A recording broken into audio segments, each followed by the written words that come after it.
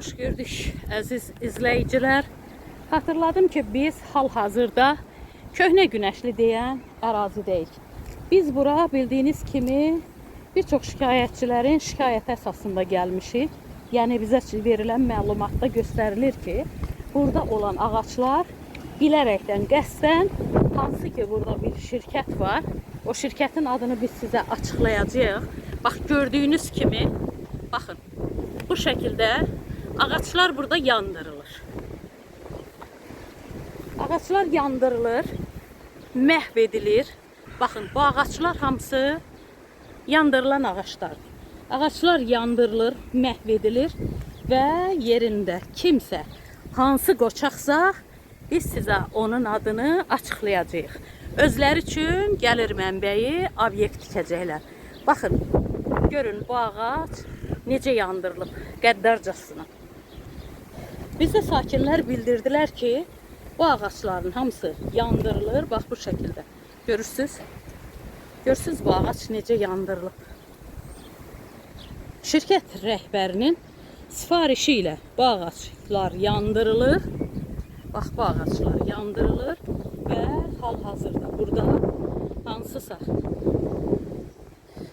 şirkət rəhbəri biz indi bunu açıqlayacağıq, öyrənəcəyik. Baxın, bütün ağaçları, bütün ərazini gördüyünüz kimi yandırılır, vəhşicəsinə yandırılır bu ərazi və inanırsınız, belə bir mənzərəni mən deyərdim ki, ya yuxuda və yaxud da ki, kinolarda görərdim. Amma əziz izləyicilər, inanın, bu həqiqətdir. Bu həqiqətdir. Bina sakinləri artıq can boğaza doyur və nəticədə mediaya xəbər verdilər ki, bir şirkət rəhbəri, yəni ki, biz o şirkət rəhbərin adını açıqlayacağıq, o şirkəti açıqlayacağıq, öz pulunun çoxluğundan istifadə edərək nə Ekologiya Təbii Sərvətlər Nazirliyini, nə dövlət qurumlarını, heç birini vecinə almır və bu şəkildə bütün ağaçlar yandırılır. Belə bir mənzərə görmüşdünüzmü? Həqiqətən bu nağıllar aləminə bənzəyir. Həqiqətən bura nağıllar aləminə bənzəyir ki, bura salınmış bu bağ, bu ağaçlar gördüyünüz kimi, bax belə bir pullu, demək olar ki, bir nəfər tərəfindən bax belə yandırılır. Baxın, ağaçlar necə yandırılır.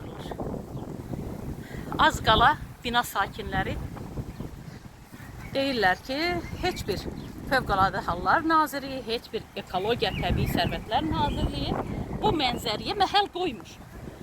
Və onlar öz evlərinin hətta alışıb yanmasından qorxurlar.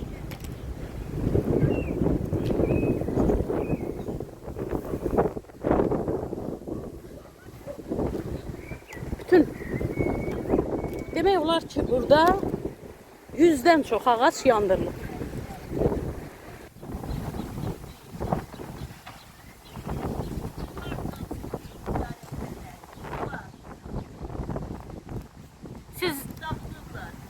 Siz zəng eləyib demişsinizmi ki, bura bu vəziyyətdədir?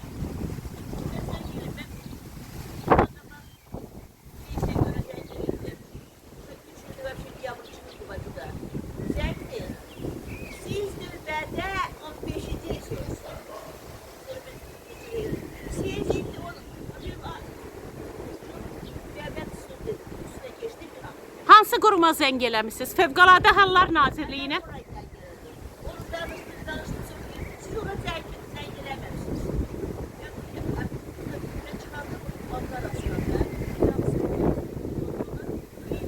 Bura yanğın zamanı siz Fövqəladə Hallar Nazirliyinin qaynar xəttinə zəng edirsiniz və onlar sizə deyirlər ki, siz ora zəng etməmişsiniz.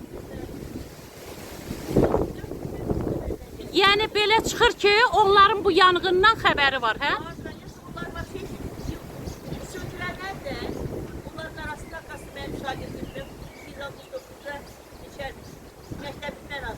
Aha.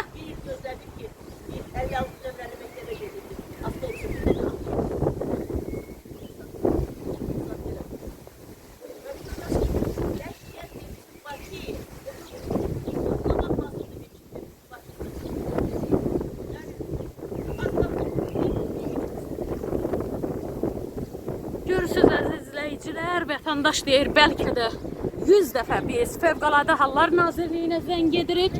Fövqəladə Hallar Nazirliyinin qaynar xətti mənlə deyir, zarafat edə-edə, yəni gülünç mənbəyinə çevirə-çevirə burada olan bu yanğını deyir ki, siz başqa yerə zəng etmişsiniz.